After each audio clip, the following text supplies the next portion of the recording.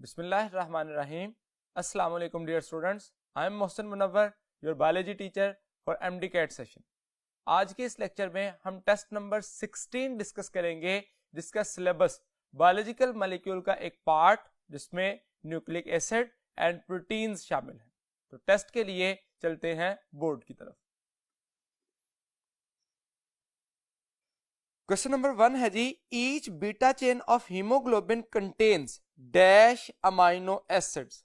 Alpha option है 21, beta 30, Charlie 141 and delta 146। तो हम जानते हैं कि एक हीमोग्लोबिन, अगर मैं यहां पे मेंशन करूं कि एक हीमोग्लोबिन जो है वो 2 अल्फा और 2 बीटा चेन्स पर मुश्तमिल होती है और हर एक अल्फा में each alpha that will contain 141 amino acid and each beta will contain 146 amino acid। तो यहां पे क्वेश्चन हमें क्या है, each beta chain। तो each beta chain कितने हैं, 146 amino acids। Question number 2, diversity of amino acids is primarily based on dash group। Alpha option है amino group, beta carboxylic group, Charlie R and delta OH। तो यहां पे ये peptide bond का structure में देखें तो ये जो सारा हिस्सा है कांस्टेंट होता है जिसमें अमाइनो ग्रुप, कार्बोक्सिलिक और अल्फा कार्बन, ये अल्फा कार्बन कंसीडर किया जाता है और रिमेनिंग सारा स्ट्रक्चर जो है वो कांस्टेंट है। लेकिन चेंज किस पे आई है, दैट इज ऑन हाइड्रोजन और मिथाइल। अगर हाइड्रोजन होगा आर ग्रुप तो इसको नाम दिया जाएगा ग्लाइसिन और अगर CH3 होगा तो इसका नाम हो जाएगा एलानिन। तो इसका मतलब वैरायटी किसकी बेस पे है, डाइवर्सिटी ऑफ अमाइनो एसिड किस बेस पे है, on the basis of R group. So right option is Charlie. Question number 3, peptide bond is dash link. Alpha option है CH, beta CN, Charlie CO and delta CP। तो यहां पे एक peptide bond show किया गया जिसमें देखिए कि hydroxyl group of carboxylic of 1 amino acid वे responsible to attach with the hydrogen of amino group of second amino acid, जिस वजह से ये जो CN लिंकेज बनता है इसको नाम दिया जाता है पेप्टाइड बॉन्ड या peptide linkage. So right option is CN। Question number 4, primary structure of protein is formed by. Alpha option है hydrogen bonds, beta disulphide bonds, Charlie peptide bonds and delta ionic bond. तो अगर हम primary structure की बात करें तो उसमें peptide bonds मौजूद होते हैं जो कि स्ट्रेट चेन में number and sequence of amino acid highly specific होते हैं। जैसे ही उसमें हाइड्रोजन बॉन्ड बनते हैं तो सेकेंडरी स्ट्रक्चर बनना शुरू होता है। आयनिक इंटरेक्शंस की वजह से एक्चुअली कौन सा स्ट्रक्चर बनता है, टर्शरी, और हाइड्रोफोबिक इंटरेक्शन जो है वो इंक्लूड होते हैं ताकि क्वार्टरनरी स्ट्रक्चर जो है वो बनाया जा सके। तो इसका मतलब प्राइमरी स्ट्रक्चर जो है वो पेप्टाइड बॉन्ड की वजह से बनेगा। So right option is Charlie. Question number 5 है जी, which of the following does not show tertiary structure. Alpha option है keratin, beta hormone, Charlie antibodies and delta enzyme. अब यहां पे हमें क्वेश्चन क्या है, टर्शरी स्ट्रक्चर किसमें नहीं होता। हम जब लेवल ऑफ ऑर्गेनाइजेशन देखते हैं तो primary structure, secondary, tertiary and quaternary कहते हैं। प्राइमरी स्ट्रक्चर जो है वो नेचर में एग्जिस्ट नहीं करता। जैसे ही एक प्रोटीन बनती है प्राइमरी में स्ट्रेट चेन में आती है तो उसमें कन्फर्मेशनल चेंज आती है। कुछ प्रोटीन सेकेंडरी पे स्टेबल हो जाती हैं, कुछ प्रोटीन को फर्दर कन्फर्मेशनल चेंज चाहिए होती है और वो टर्शरी में जाके तो अपना स्ट्रक्चर जो है वो कंप्लीट करती हैं, स्टेबलाइज करती हैं, और कुछ फर्दर हाइड्रोफोबिक इंटरेक्शन से स्टेबिलिटी गेन करती हैं क्वार्टरनरी स्ट्रक्चर में। तो यहां पे जो केराटिन है वो सेकेंडरी स्ट्रक्चर जो है वो स्टेबल हो जाता है, लेकिन हार्मोन कुछ टर्शरी हो सकते हैं या quaternary structure on the basis of the number of polypeptide and their interactions, hydrophobic interactions. इसी तरह से एंटीबॉडीज में भी चारों चेन जो हैं वो एक दूसरे के साथ कनेक्टेड होती हैं by disulphide bridge, so they also appear as a tertiary structure. और एंजाइम भी ग्लोबुलर होने की वजह से टर्शरी या क्वार्टरनरी दोनों स्ट्रक्चर रख सकते हैं। तो इसलिए इन गिवन ऑप्शन में से alpha keratin will be the right option. Question number 6, the proteins that control the metabolic processes are। Alpha option है enzymes, beta haemoglobin, Charlie hormones and delta albumin.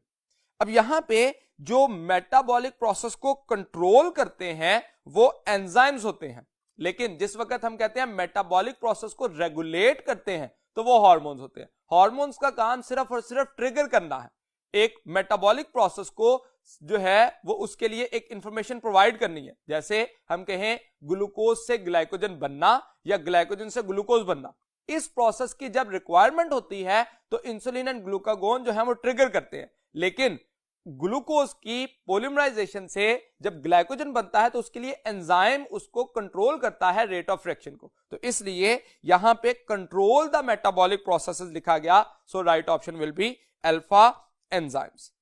उसके मुकाबले में हीमोग्लोबिन जो है वो oxygen carrying protein है, hormones जो है वो रेगुलेट करते हैं जैसे मैंने बात की, और एल्ब्यूमिन ब्लड ऑस्मोटिक प्रेशर को मेंटेन करती है। दो प्रोटीन्स एल्ब्यूमिन एंड ग्लोबुलिन, उसमें इसका नाम शामिल है।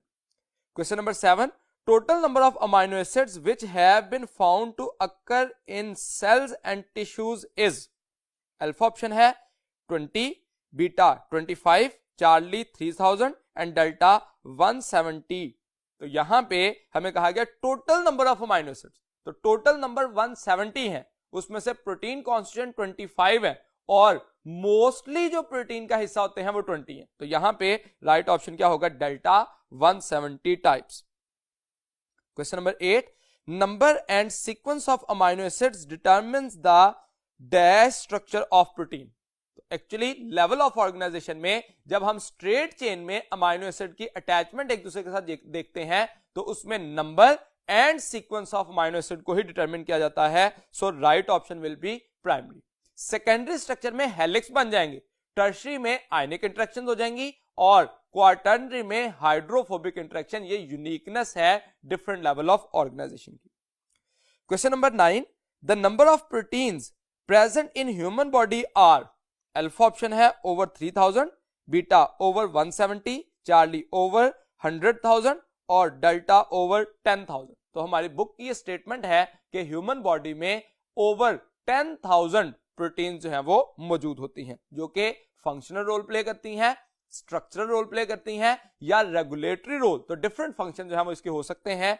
टोटल 10,000 प्रोटीन्स के। Question number 10, by dipeptide we mean. Alpha option है 1 peptide bond, beta 2 peptide bonds, Charlie 2 amino acids and delta 3 amino acids. तो एक्चुअली डाइपेप्टाइड का लफ्ज जो है वो इस्तेमाल किया जाता है 2 अमाइनो एसिड के लिए, उनके दरमियान 1 पेप्टाइड बॉन्ड ही होता है। अगर क्वेश्चन ही होता कि by dipeptide we mean the number of bonds, तो फिर हम कहते हैं 1 पेप्टाइड बॉन्ड। यहां पे क्वेश्चन जो है वो हाफ स्टेटमेंट जो लिखी गई है बाय डाइपेप्टाइड, तो एक्चुअली ये एक डाइपेप्टाइड मॉलिक्यूल है जिसमें 2 अमाइनो एसिड पेप्टाइड बॉन्ड के जरिए जुड़े हैं, जिसमें एक ग्लाइसिन है, किस बुनियाद पे पहचाना, on the basis of hydrogen, और एक एलानिन है जिसको पहचानने के लिए CH3R ग्रुप था।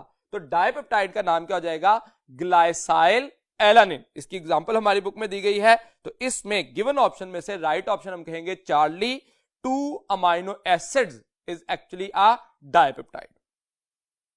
Question number 11, which one of the following nucleotide is used as energy currency? Alpha option है GTP, beta ATP, Charlie UTP and delta TTP। तो एनर्जी करेंसी जो सेल में इस्तेमाल होती है that is actually beta ATP। अब यहां पे एक बात आप याद रखिए, क्रॉस रेफरेंस में जब आपने क्रेब्स साइकिल पढ़ा था उसमें हमने जब सक्सिनेट फॉर्मेशन के टाइम पे जीटीपी की फॉर्मेशन पड़ी है और उस जीटीपी को एक्चुअली एनर्जी ही स्टोर होती है उसमें, लेकिन उसको कन्वर्ट करना पड़ता है एटीपी में। Why? Because ATP is readily available as a energy currency for the cell. तो बाकी भी सोर्स हो सकते हैं, जब भी फॉस्फेट का बॉन्ड बनेगा तो एनर्जी उनमें स्टोर होगी, लेकिन एनर्जी करेंसी या रेडिली अवेलेबल जो होगी वो एटीपी है। जैसे मैं इसकी अगर एक एग्जांपल दूं, एक पर्सन जो है जिस कंट्री में रहता है उसके पास उस करेंसी के नोट होने चाहिए। मिसाल के तौर पर पाकिस्तान में रहते हुए एक पर्सन के पास अगर डॉलर्स हैं तो वो भी एक करेंसी है, उसको भी यूटिलाइज किया जा सकता है, कन्वर्जन कराई जा सकती है रुपीज में, उसकी भी वैल्यू है, लेकिन डायरेक्ट अगर उसको आप यूज करना चाहेंगे डॉलर को तो वो पॉसिबल नहीं हो पाएगा, क्योंकि यहां पे रेडिली अवेलेबल या यूजेबल जो प्रोसेस है वो रुपीज है, ना के डॉलर की सूरत में। तो इसलिए आप जीटीपी और एटीपी में एटीपी को मोस्ट सुटेबल ऑप्शन कंसिडर करेंगे। Question number 12, the sequence of dash in a protein is determined by the sequence of dash in DNA. तो प्रोटीन के अंदर होता क्या है, सीक्वेंस ऑफ अमाइनो एसिड। वो सीक्वेंस जो है वो किसकी वजह से होता है, sequence of codon present in RNA. RNA के पास सीक्वेंस ऑफ कोडॉन कहां से आया, from the sequence of nucleotide in DNA. तो actually the sequence of dash in a protein, मतलब sequence of amino acid in a protein is determined by the sequence of dash in DNA, means sequence of nucleotides in DNA. So right option is alpha, amino acid and nucleotides. Question number 13, the mRNA of dash nucleotides will encode the genetic message of a protein of dash amino acid. अब यहां पे mRNA of dash nucleotide 175 and 525, तो mRNA के अंदर तो nucleotide ज्यादा होने चाहिए और अमाइनो एसिड की तादाद कम होनी चाहिए। जैसा कि हम जानते हैं कि एक अमाइनो एसिड जो है वो कोड होता है बाय 3 न्यूक्लियोटाइड्स। ये बात हमारे पास इंफॉर्मेशन मौजूद है। अब यहां पे जो गिवन ऑप्शंस हैं उसमें से हमें डिवाइड करना होगा एमआरएनए को, एमआरएनए का जो नंबर है उसको डिवाइड करना होगा 3 पे, तो रिमेनिंग ऑप्शन आएगी जैसे 175 525। अगर इन दोनों को डिवाइड करें तो हमारे पास ऑप्शन जो है वो गलत हो जाती है, 185 525 ये भी गलत हो जाती है, चार्ली में देखिए 525 185 ये भी गलत हो जाती है। लेकिन जब डेल्टा ऑप्शन देखते हैं दैट इज 525 ओवर 175, तो that will be equal to 3। तो इसका मतलब एक अमाइनो एसिड जो है वो 3 न्यूक्लियोटाइड से कोड होगा। So right option will be delta. Question number 14, which one of the following words better represents the role of ribosomal RNA in protein synthesis. तो अल्फा ऑप्शन है लेबरर और carrier, beta map और architectural design, Charlie machinery और mason, and delta architect और design. तो यहां पे हमें कहा गया role of ribosomal RNA in protein synthesis. तो प्रोटीन सिंथेसिस के दौरान राइबोसोमल आरएनए करता क्या है, ये एक्चुअली सिर्फ उस पार्ट को, उस कोडॉन को एक्सपोज करता है ताकि ट्रांसफर आरएनए जो है वहां तक पहुंच सके। तो इसलिए ये एक मशीनरी है या मेसन है जो कि उसको एक्सपोज करने का काम करेगा ताकि एक्टिविटी जो है ट्रांसलेशन की प्रोसीड हो सके। So right option is Charlie, machinery और मेसन।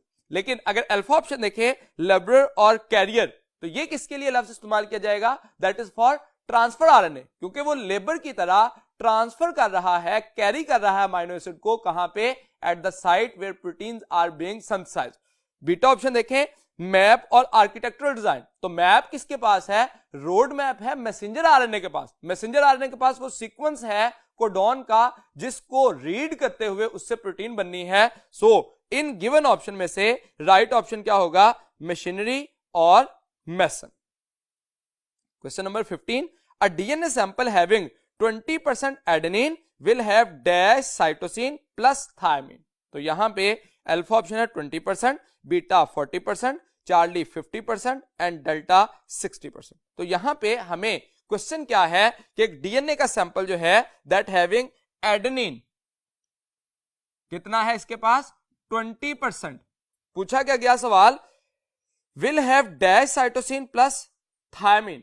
अब यहां पे हम जब चरगफ्स रूल को अप्लाई करते हैं तो उसमें हमने कहा था A plus G is equal to C plus T, यानी कि जब A प्लस जी कह रहे हैं तो A है 20% प्लस 30%, और इसी तरह से यहां पे भी जो T है ये हो जाएगा 20% प्लस 30%। ये मैंने कैसे कैलकुलेट किया, इसको हम कहते हैं 50-50% होना चाहिए। एडेनिन और गवानीन 50% होनी चाहिए, मतलब purines are always equal to pyrimidine, इसको यू भी कह सकते हैं। लेकिन दूसरा एक तरीका भी है कि हम जानते हैं adenine is equal to thymine. जब हमने एडेनिन कहा 20% है तो इसका मतलब थायमिन भी कितना होना चाहिए, 20% होना चाहिए। अब एडेनिन और थायमिन अगर 20-20% है तो 100% में से ये कितने हो गए, 40%, रिमेनिंग रह गया 60%। तो guanine and cytosine are always same in concentration, so ये भी दोनों कितने होने चाहिए? 30%, 30%। तो यहां पे क्वेश्चन क्या है? Dash will have cytosine plus thymine, तो साइटोसिन प्लस थायमीन ये दोनों कितने हो गए हैं? That will be equal to 50%। तो अगर आप ये सारी कैलकुलेशन ना भी जानते हो, आपको ट्रिक पता होना चाहिए, purine are always equal to pyrimidine, और दोनों की वैल्यू जो है वो 50% होती है। तो क्योंकि साइटोसिन प्लस थायमीन कहा गया, हम पहले ही जानते हैं ये पायरिमिडीन है और इनकी तादाद 50% होनी चाहिए। एडेनिन जितनी भी मिकदार में हो, डजंट मैटर। नेक्स्ट क्वेश्चन देखिए, question number 16, E coli genome codes for at least dash proteins. तो यहां पे ऑप्शंस है alpha 4288, beta 8842, Charlie 4488 and delta 8844। तो यहां पे हम जानते हैं कि एक जो इकोलाई का जीनोम है, इकोलाई, तो इसके केस में अप्रोक्सीमेटली 5 मिलियन जो है वो बेसिस होती हैं, जिसको डिटेल में स्पेसिफाई किया गया कि कितने हैं? 46,39,221 न्यूक्लियोटाइड है that will code for 4288 protein. तो ये जो है वो येलो बॉक्स इंफॉर्मेशन है। सो राइट ऑप्शन क्या होगा? 4288 alpha. Question number 17, the type of RNA which consists of a single strand of variable length, variable length amount of nucleotide जो है वो चेंज हो सकते हैं, that will be in the mRNA, so right option is alpha mRNA। Ribosomal RNA के अंदर जो है वो राइबोसोम के अंदर होती है 50% प्रोटीन और 50% ribosomal RNA. Charlie transfer RNA, इसके पास 75 to 90 न्यूक्लियोटाइड होते हैं, और एसएनआरएनए स्मॉल न्यूक्लियोटाइड आरएनए इसको कंसीडर किया जाता है। ये हमारी बुक में जिक्र नहीं है और इसके अंदर भी लेंथ जो है वो स्पेसिफिक होती है। Question number 18, on the surface of ribosome the dash interact to translate the information from genes into a specific protein. On the surface of ribosome dash interact to translate. अब देखिए यहां पे हम यहां पे अगर कहते हैं ये मैसेंजर आरएनए था 5 प्राइम टू 3 प्राइम, इसके पास यहां पे कोडॉन था, इस कोडॉन को एक्सपोज कौन करते हैं? राइबोसोम्स, और इंटरेक्ट कौन करता है यहां पे आके? ट्रांसफर आरएनए, जिसके पास अपना अमाइनो एसिड जो है वो अटैच होता है। सो यहां पे हम कहेंगे राइबोसोम जो है उनके साथ एमआरएनए और टीआरएनए का इंटरेक्शन होता है ताकि ट्रांसलेशन का प्रोसेस हो सके। So right option will be Charlie, mRNA and tRNA। Question number 19, which one of the following nitrogenous base is exclusively found in RNA? तो ऑप्शन में दिया गया adenine, beta cytosine, Charlie thymine and delta uracil. हम ये जानते हैं कि nitrogenous bases purine हो सकती हैं जो कि डबल रिंग है, और पायरिमिडीन हो सकती है जो कि सिंगल रिंग है, और इनमें से जो थायमीन है that is only in DNA, ये याद रखिएगा, ओनली इन डीएनए, और ये ओनली इन आरएनए। तो इसलिए हम कह सकते हैं exclusively found in RNA, that will be delta uracil. Question number 20, there is one specific dash for each amino acid. तो अल्फा ऑप्शन है mRNA, beta tRNA, Charlie ribosomal RNA and delta DNA. तो एक amino acid के लिए particular जो structure होता है that is transfer RNA, क्योंकि उसने कैरी करना होता है। तो एक्चुअली हम यूज स्ट्रक्चर बनाते हैं कि इसमें ये स्ट्रक्चर है एक ट्रांसफर आरएनए का, उसके पास यहां पे अमाइनो एसिड बाइंड किया होता है, और इस अमाइनो एसिड की बाइंडिंग जिसको हम अमाइनो साइलेशन कहते हैं वो किस बेस पे होती है? On the basis of anticodon at other region. अब ये जो एंटीकोडॉन अटैच हुआ है, एंटीकोडॉन मौजूद है, वो इस अमाइनो एसिड की अटैचमेंट के लिए स्पेसिफिक है। Total types of amino acid कितने हैं जो प्रोटीन में हिस्सा लेते हैं? तो दीज आर 20, और इसका मतलब ये हुआ कि मिनिमम 20 टाइप के जो ट्रांसफर आरएनए है मौजूद होने चाहिए, क्योंकि एक पर्टिकुलर अमाइनो एसिड को कैरी करने के लिए पर्टिकुलर टीआरएनए का होना जरूरी है। So right option will be beta. Question number 21, the backbone of polynucleotide chain is provided by. Alpha option है nitrogenous bases, beta pentose sugars, Charlie phosphoric acids and delta pentose sugars and phosphoric acids. तो actually जो pentose sugar और phosphoric acid है वो backbone बनाते हैं और nitrogenous bases inner word attach होती हैं जो कि एक दूसरे के साथ हाइड्रोजन बॉन्ड बना के डबल हेलिक्स की स्टेबिलिटी को मेंटेन करती हैं। So right option is delta pentose sugars and phosphoric acids. Question number 22 देखिए, the amount of dash is fixed in each diploid cell of a species.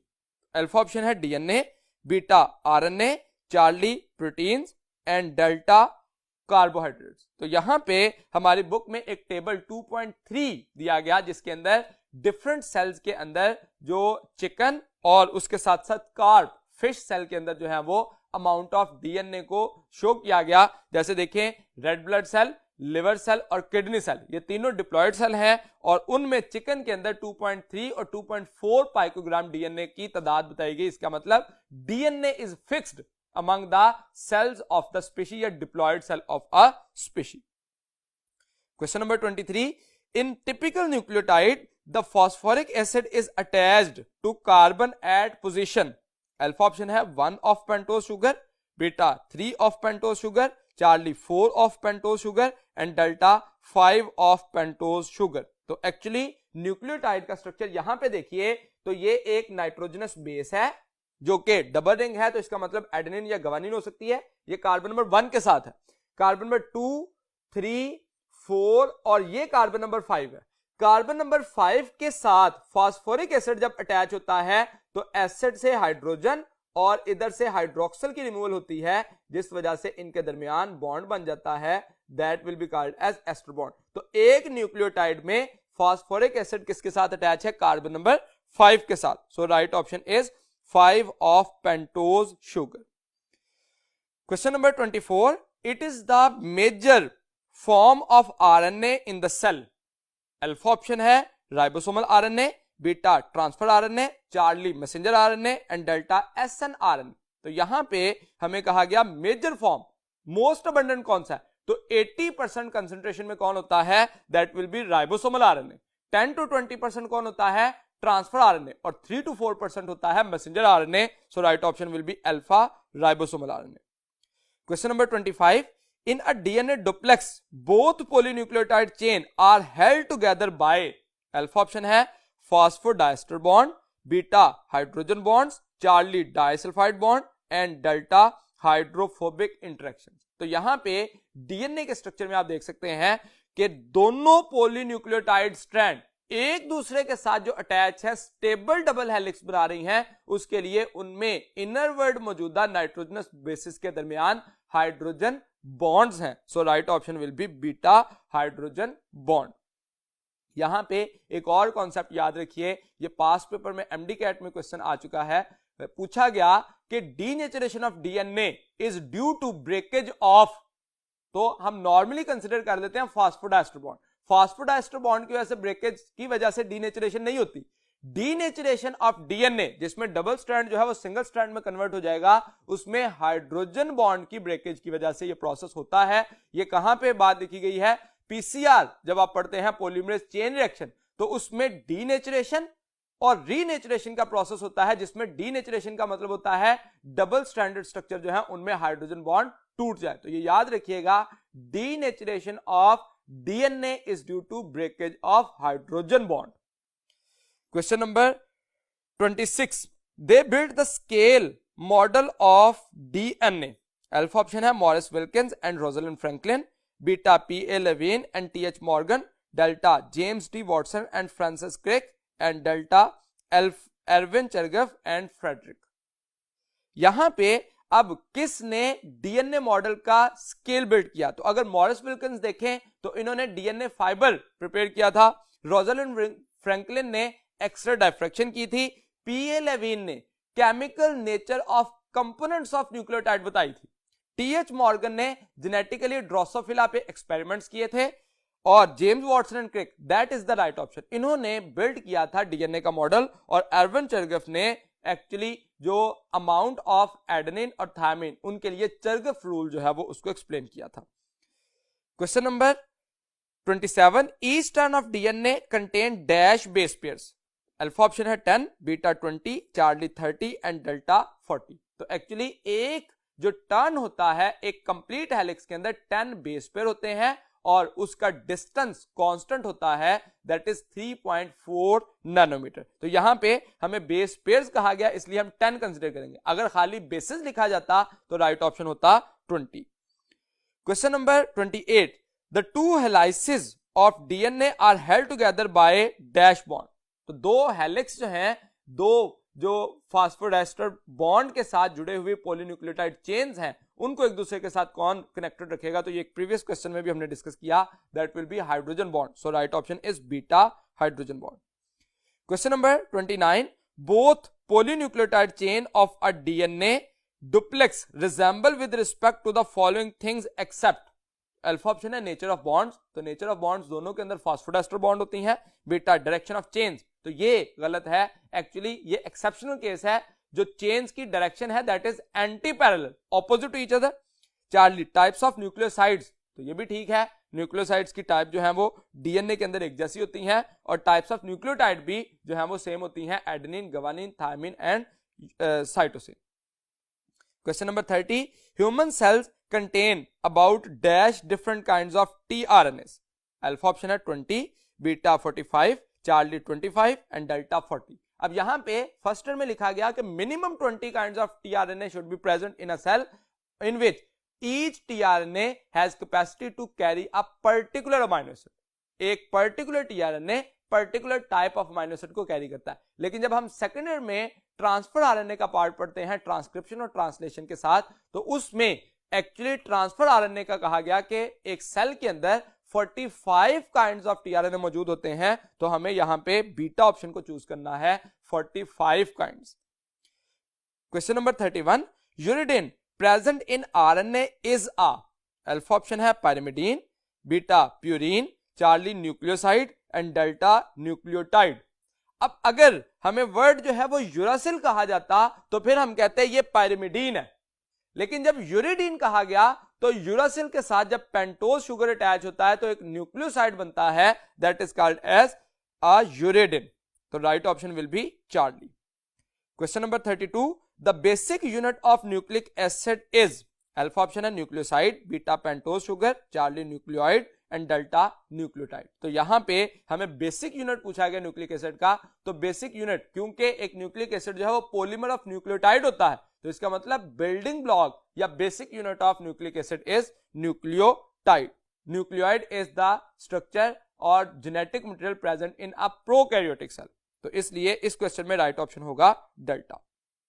Question number 33, which one of the following is a soluble in aqueous media. Alpha option है keratin, beta fibrin, Charlie myosin and delta haemoglobin. तो यहां पे soluble in aqueous media, अब जब हमने fibrous और globular protein की properties पढ़ी थी तो हम उसमें पढ़ चुके हैं कि ग्लोबुलर जो है वो सॉल्युबल या डिसॉल्व होता है और उसके मुकाबले में फाइब्रस जो है वो इनसॉल्युबल होता है। अब इनमें ऑप्शन में देखें तो केराटिन, फाइब्रिन और मायोसिन, ये तीनों क्या हैं?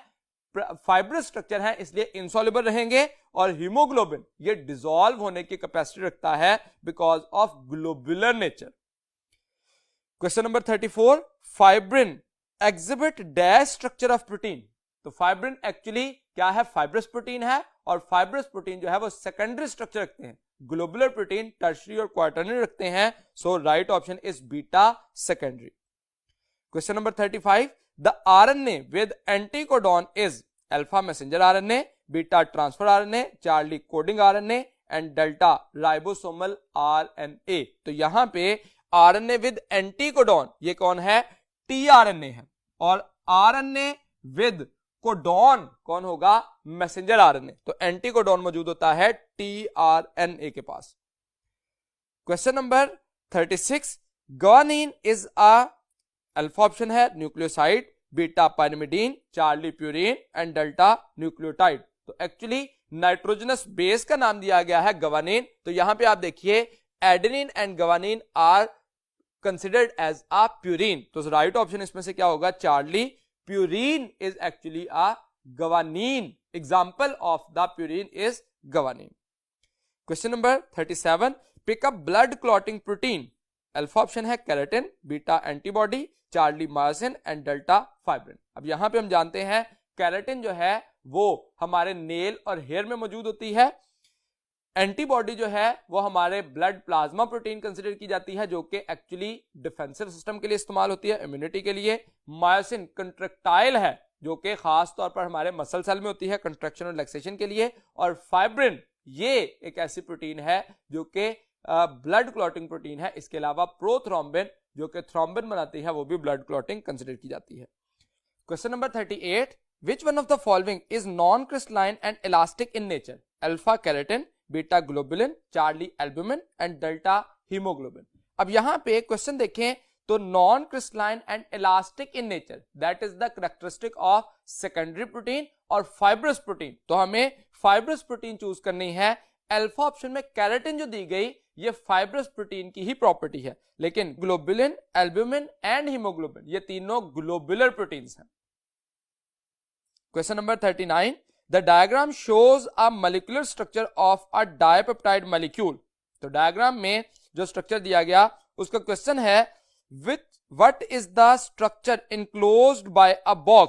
अल्फा ऑप्शन है an amino acid, beta a glycosidic bond, Charlie a peptide bond and delta a phosphodiester bond. तो यहां पे आप इस डायग्राम में देख सकते हैं इस तरह से बॉक्स बनाया गया। तो सी एन लिंकेज एक्चुअली किसे कंसिडर किया जाता है? पेप्टाइड बॉन्ड को। तो यहां पे ये सी एन लिंकेज जो है वो हमें शो किया गया डायग्राम में। तो राइट ऑप्शन क्या होगा? Charlie a peptide bond. Question number 40, which one of the following types of bond is principally concerned in maintaining the beta pleated sheath of secondary structure of protein? तो beta pleated sheet of secondary structure को maintain करने के लिए primarily concern जो bond होगा वो कौन सा है? तो अल्फा ऑप्शन देखिए disulphide bridge, beta phosphodiester bond, Charlie peptide bond and delta hydrogen bond. तो एक्चुअली जो प्रिंसिपल बॉन्ड होता है जो कि अल्फा हेलिक्स को मेंटेन रखता है या सेकेंडरी स्ट्रक्चर को मेंटेन रखता है वो कौन सा है? Hydrogen bond. डाइसल्फाइड ब्रिज जो है वो उसके बनने की वजह से फोल्डिंग बैक हो जाती है और अल्टीमेटली स्ट्रक्चर जो है वो टर्शियरी स्ट्रक्चर की तरफ चला जाता है। So in this question right option will be delta hydrogen bond. Question number 41, which one of the following biomolecule does have a phosphodiester bond? Alpha option है fatty acid in triglycerides, beta nucleic acid in nucleotide, Charlie monosaccharides in a polysaccharide and delta amino acid in a polypeptide. तो यहां पे अब देखिए कि ये जो structure बनाया गया न्यूक्लिक एसिड में न्यूक्लियोटाइड एक दूसरे के साथ जो कनेक्टेड होते हैं ये एक बॉन्ड बनता है एस्टर, और इसी तरह से अपर साइड से भी हाइड्रोक्सल और हाइड्रोजन की रिमूवल होती है और इनके दरमियान भी बॉन्ड बनता है, इसलिए इस बॉन्ड को नाम दिया जाता है फॉस्फोडाइएस्टर। तो ये फॉस्फोडाइएस्टर लिंकेज बन जाता है किसमें? न्यूक्लिक एसिड में। उसके मुकाबले में बाकी ऑप्शन देखें तो alpha fatty acids and triglyceride तो इनके दरमियान तो एस्टर बॉन्ड होता है, मोनोसैकेराइड्स के दरमियान में ग्लाइकोसिडिक बॉन्ड होता है और अमाइनो एसिड के दरमियान में पेप्टाइड बॉन्ड होता है। सो गिवन ऑप्शन में से राइट ऑप्शन है nucleic acids in nucleotides. Question number 42, the sugar present in DNA is? Alpha option है ribose, beta deoxyribose, Charlie hexose and delta triose. तो यहां पे आप रिंग फॉर्म में जानते हैं पेंटोज शुगर होती है डीएनए और आरएनए दोनों में, लेकिन डीएनए के अंदर कार्बन नंबर 2 से हाइड्रोक्सिल रिप्लेस होता है हाइड्रोजन के साथ। So right option is deoxyribose. Question number 43, TDP present only in DNA is a?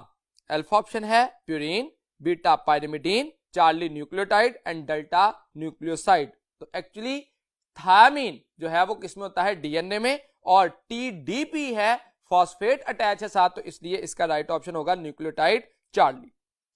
Question number 44, following is the structure of?